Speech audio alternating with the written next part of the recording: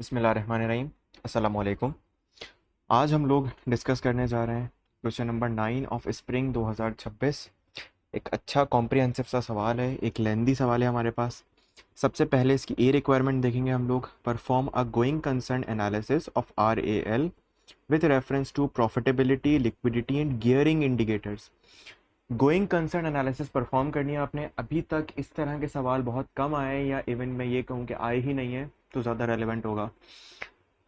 Profitability, liquidity, gearing, तो मुझे इससे एक टॉपिक जहन में आया है, फेयर 1 में पढ़ा था, interpretation of financial statements, ratios के नाम से जिसे हम जानते हैं। तो कम और बेश यहाँ पर रेशोज से रिलेटेड एक सवाल आया है, गोइंग कंसर्न एनालिसिस करवाना चाह रहा है आपसे। आइए इसको गोइंग कंसर्न एनालिसिस करके देते हैं। सबसे पहले प्रॉफिटेबिलिटी के ऊपर बात कर लेते हैं। Your firm is the external auditor of Rave Appliances Limited for the year ended 31st December 2025. RAL manufactures small household electronic appliances. The industry remains highly competitive and has recently experienced significant pricing pressure. हमारे ऊपर बहुत ज़्यादा pricing pressure है, ठीक है। आपको draft financial statements में से कैश एंड बैंक दिया है, trade receivable, inventory, current assets, trade payables, short term borrowings, current liabilities, long term borrowings, equity और प्रॉफिट बिफोर टैक्स। इन सब की बुनियाद पर मुझे इनको गोइंग कंसर्न एनालिसिस करके देनी है। कुछ एडिशनल इंफॉर्मेशन भी देख लेते हैं।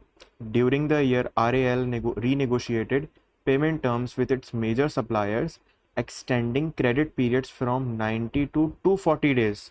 मतलब पहले मैं 90 दिन में पेमेंट करता था, अब मैं 240 दिन के अंदर पेमेंट करूंगा। सर कितनी अच्छी बात है, क्योंकि हम, गौर कीजिएगा, ये बुरी बात नहीं, अच्छी बात है हमारे लिए, क्योंकि हम सप्लायर्स को देर से पेमेंट करेंगे तो हमारे कैश फ्लोज अच्छे हो जाएंगे।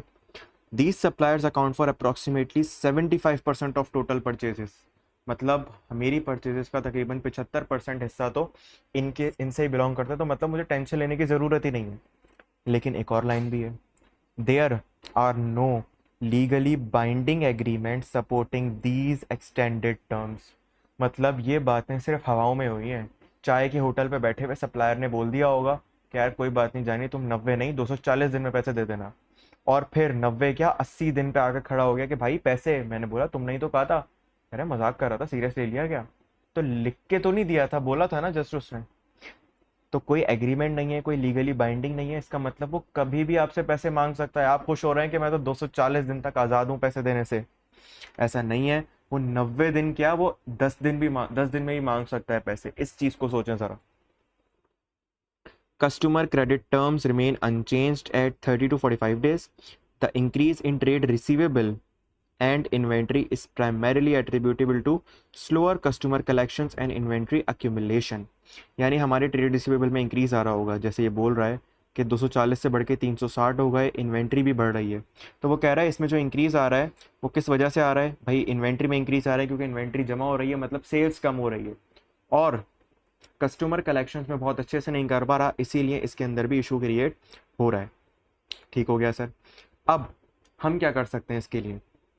आइए सर, सबसे पहले गोइंग कंसर्न एनालिसिस की बात की, प्रॉफिटेबिलिटी इंडिकेटर की बात कर रहे हैं, तो चले प्रॉफिटेबिलिटी के अंदर मैं प्रॉफिट को कंपेयर करता हूँ। मेरा पिछले साल का प्रॉफिट था 210 मिलियन, इस साल का प्रॉफिट है 100 मिलियन। तो इसका मतलब है मेरा प्रॉफिट बहुत ज़्यादा डिक्लाइन कर रहा है। प्राइसिंग प्रेशर मेरे ऊपर वैसे ही आ रहा है। इसका मतलब है कि मेरे प्रॉफिटेबिलिटी इंडिकेटर के अंदर डिक्लाइन आ रहा है, which is a negative impact for RAL। ये बात आप यहाँ पर इसको कम्युनिकेट कर देंगे। ठीक है सर, मेरा पहला पॉइंट प्रॉफिटेबिलिटी वाला हो गया, क्योंकि इसमें ज़्यादा बात नहीं कर सकता मैं, जस्ट प्रॉफिटेबिलिटी से रिलेटेड ही बात कर रहे होंगे। दूसरा पॉइंट, प्रॉफिटेबिलिटी के बाद उसने मुझे कहा लिक्विडिटी।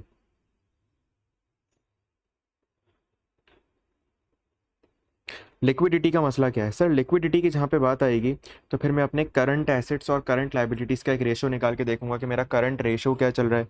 मेरा डेट टू इक्विटी रेशो मैं कंसीडर कर सकता हूँ, लेकिन वो गियरिंग में ज़्यादा रेलेवेंट रहेगा, वो यहाँ पर ज़्यादा रेलेवेंट नहीं रहेगा। फिर मैं क्विक रेशो निकाल सकता हूँ। तो इन रेशोज़ की बुनियाद पर मैं ऐसे कुछ फैसले सुना सकता हूँ। एक तो हो गया करंट रेशो, एक हो गया मेरे पास क्विक रेशो,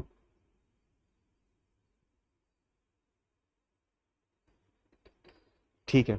तो मैं इन दोनों की बुनियाद पर उसे ज़्यादा बातें बता सकता हूँ।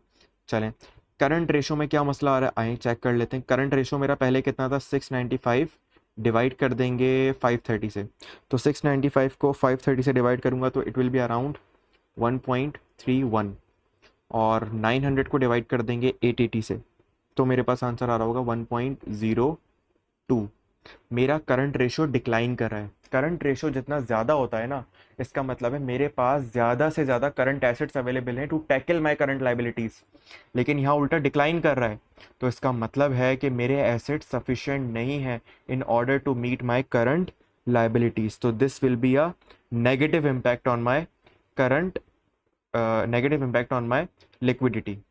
दूसरी चीज़, अब एक बात पे गौर कीजिएगा, यहाँ पर जो करंट एसेट्स आ रहे होंगे, इन करंट एसेट्स के अंदर ट्रेड रिसीवेबल भी आ रहा है, इन करंट एसेट्स के अंदर इन्वेंट्री भी आ रहा है, और उसने मुझे पॉइंट पे पहले ही बता दिया कि इसमें बहुत ज़्यादा इंक्रीज आया है, तो मतलब current assets already over stated है। अगर गौर करो, अब यहाँ पर ओवर स्टेटेड का मतलब गलत नहीं है, गलत रिकॉर्डेड नहीं है। ओवर स्टेटेड का लफ्ज़ मैं इस सेंस में बोल रहा हूँ कि ये ऑलरेडी बढ़े हुए हैं। क्यों बढ़े हुए होंगे ये? सर ये इस वजह से बढ़े हुए हैं कि ट्रेड रिसीवेबल बढ़े हुए हैं क्योंकि मैं कलेक्शन सही से नहीं कर रहा, इन्वेंट्री जमा हो रही है क्योंकि सेल नहीं हो रही, और मैं शायद कह रहा हूँ कि मेरे पास तो बहुत ज़्यादा एसेट्स अवेलेबल हैं ताकि मैं अपनी लाइबिलिटी सेटल कर सकूँ। देखो, रिसीवेबल से कभी भी आप अपनी लाइबिलिटी सेटल नहीं कर पाओगे, आप इन्वेंट्री से अपनी लाइबिलिटी सेटल नहीं कर पाओगे क्योंकि आपकी कलेक्शन अच्छी नहीं हो रही है, एक तो दूसरा आप इन्वेंट्री को सेल नहीं कर पा रहे हो। तो मैं एक और बात कह सकता हूँ कि करंट रेशो यहाँ पर वैसे भी डिक्लाइन कर रहा है, बुरी बात है, लेकिन ये और डिक्लाइन करेगा क्योंकि मेरे करंट एसेट्स थोड़े से मिसलीडिंग है, ठीक है। तो मुझे इसीलिए निकालना पड़ेगा क्विक रेशो। अब क्विक रेशो के अंदर मैं मज़ीद लिक्विड एसेट्स की तरफ चला जाता हूँ। उसमें मैं किन चीज़ों को कंसीडर कर रहा होता हूँ, उसके अंदर मैं एक तो कैश एंड बैंक ले लूँगा, और मैं जो जल्दी से कन्वर्ट होने वाले एसेट हैं, ट्रेड रिसीवेबल बनते हैं वो मेनली, तो मैं 130 और 240 का सम लूँगा, एंड फिर इसको डिवाइड कर दूंगा किसके साथ, करंट लाइबिलिटीज़ के साथ, क्योंकि यहाँ पर कोई मुझे और अमाउंट नहीं दिख रहा।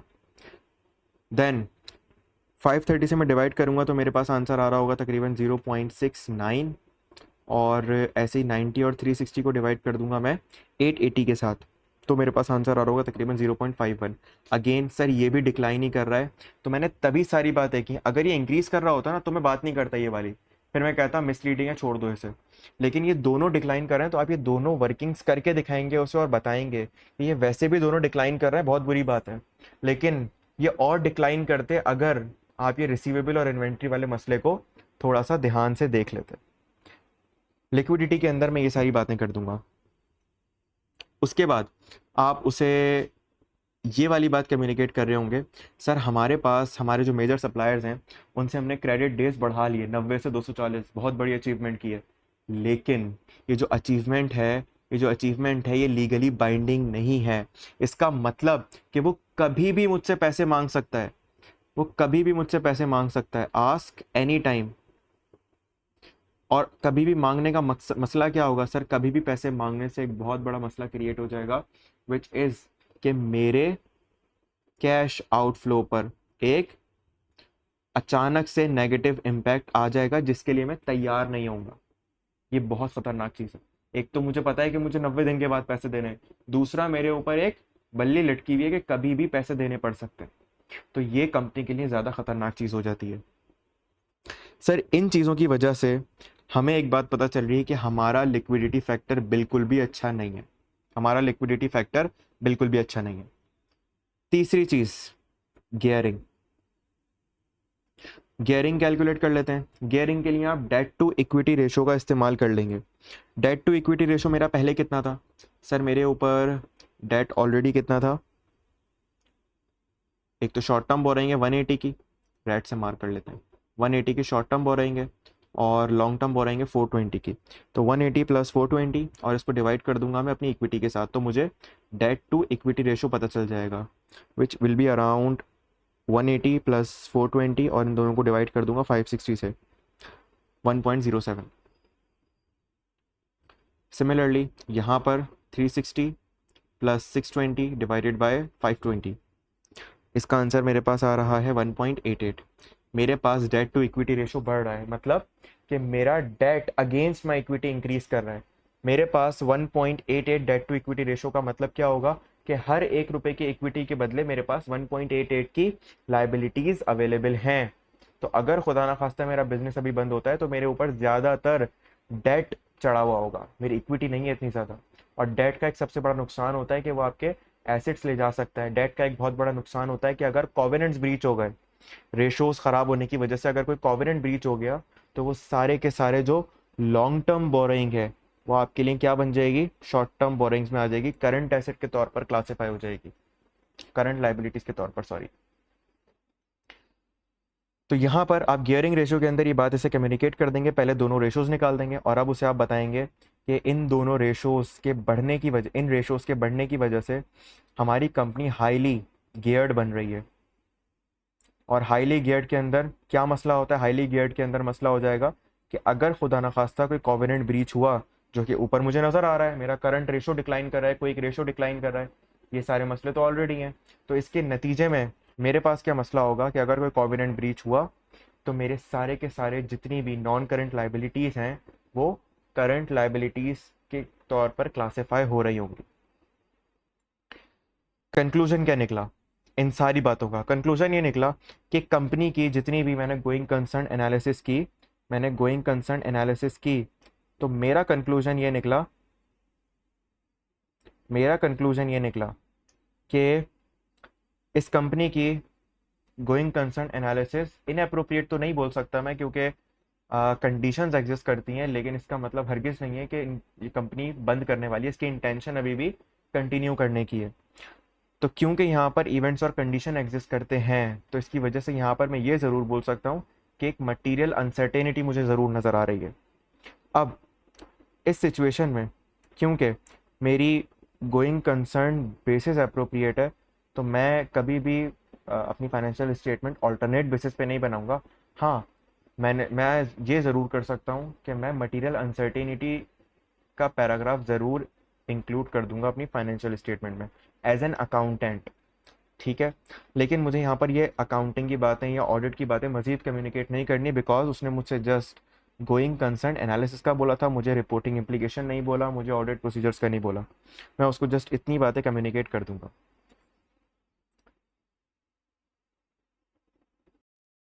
दूसरा सिनेरियो है यहाँ पर आपके पास B part, which is discuss at least 8 key audit procedures that the auditor should perform for evaluating RAL's ability to continue as a going concern। हमें ये बता दो कि क्या की ऑडिट प्रोसीजर्स आप परफॉर्म कर सकते हो ये इवेल्युएट करने के लिए कि वेदर RAL जो है वो गोइंग कंसर्न है या गोइंग कंसर्न नहीं है। अब सबसे पहले मैं यहाँ पर गोइंग कंसर्न एनालिसिस ऑब्टेन करूँगा। सर ऑलरेडी ऑब्टेन कर चुके हैं, तो आपको ज़्यादा इस पर काम करने की ज़रूरत नहीं है, आप ऑलरेडी ऑब्टेन कर चुके हैं। हाँ, प्रोसीजर आप बता सकते हैं कि सबसे पहले आप उनसे 12 महीने की एक गोइंग कंसर्न एनालिसिस ले लेंगे। नंबर 1 प्रोसीजर आ गया। दूसरा प्रोसीजर आप उन्हें बता सकते हैं, देखो यहाँ पर सबसे बड़ा मसला एक तो ये सप्लायर वाला है, तो इस पर आप प्रोसीजर्स परफॉर्म करेंगे कि सबसे पहली बात, क्या मैनेजमेंट ने इससे रिलेटेड ये जो बात क्लेम कर रहे हैं वो 75% हमारी परचेजेस ऐसे सप्लायर से है जिनसे हमारे क्रेडिट पीरियड्स एक्सटेंड हो चुके हैं। तो हम सबसे पहले ये देख लेंगे कि क्या वाकई 75% ही हैं। ऐसा ना हो कि पता चला ये सारे के सारे सप्लायर्स के साथ इस तरह का एग्रीमेंट करके बैठ गए हों। तो हम ये चेक कर लेंगे कि कितने परसेंट ऐसे सप्लायर्स हैं हमारे जिनके साथ हमने इस तरह का एग्रीमेंट किया हुआ है।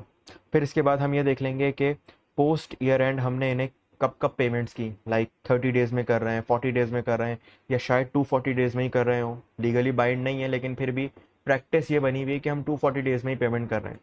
तो हम ये चेक कर लेंगे कि हम अपने सप्लायर्स को कितने कितने दिन में पेमेंट्स कर रहे होते हैं।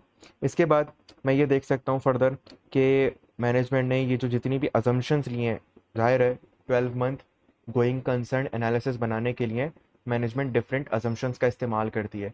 क्या वो अजम्पशंस एस्टिमेट्स रीज़नेबल हैं? फिर इसके अलावा मैं ये देख सकता हूँ यहाँ पर कि मैनेजमेंट ने मुझे एक बात कही कि मेरे जो रिसीवेबल हैं और जो मेरी इन्वेंट्री है, रिसीवेबल में मेरे स्लो और कस्टमर कलेक्शन हो रहे हैं, तो मैं इसके ऊपर सब्सिक्वेंट टू द ईयर जाकर देख सकता हूँ कि क्या हमने अपने रिसीवेबल से, मतलब हमने अपने डेटर से पैसे टाइम पर लिए, पैसे लेट लिए। तो 30 to 45 डेज़ वाली बात भी मीट हो रही है या उससे भी गए गुजरे हैं मैं इस चीज़ के ऊपर प्रोसीजर परफॉर्म कर लूँगा। फिर उसके अलावा इन्वेंट्री अक्यूमुलेशन के ऊपर आप एक प्रोसीजर परफॉर्म करेंगे कि क्या इन्वेंट्री अक्यूमुलेट होने से ऐसा ना हो कि सब्सिक्वेंटली इन्वेंट्री सेल ही नहीं हो रही और इन्वेंट्री मेरी ऑब्सोलीट हो जाए। क्योंकि अगर आप गौर करें तो मेरे पास इलेक्ट्रिकल अप्लाइंसेस हैं और इलेक्ट्रॉनिक्स की चीज़ें ख़राब भी हो जाती हैं। तो इस सिचुएशन में इन्वेंट्री जमा हो रही है मेरे पास, तो मे बी इन्वेंट्री इम्पेयर्ड हो गई हो, तो आप इन्वेंट्री की इम्पेयरमेंट के प्रोसीजर्स भी यहाँ पर बता सकते हैं कि मैं ये चेक कर लूँगा सब्सिक्वेंटली सेल हो रही है तो किस प्राइस पर सेल हो रही है, इन्वेंट्री को किस पर रिकॉर्ड हो जाना चाहिए। मगर ये प्रोसीजर गोइंग कंसर्न से ज़्यादा इन्वेंट्री के लिए रेलिवेंट हो जाएगा। ठीक है, और मैं यहाँ पर क्या प्रोसीजर बता सकता हूँ सर, आप यहाँ पर प्रोसीजर हाईलाइट कर सकते हैं बोरोइंग से रिलेटेड, कि क्योंकि हमारे पास गियरिंग रेशो बहुत ज़्यादा आ रहा है, तो गियरिंग रेशो ज़्यादा होने की वजह से हम लोग डेट के ऊपर डिपेंडेंट हैं, इन केस हम अगर अपना डेट वापस ना कर पाए तो कॉवेनेंट ब्रीच हो जाएगा।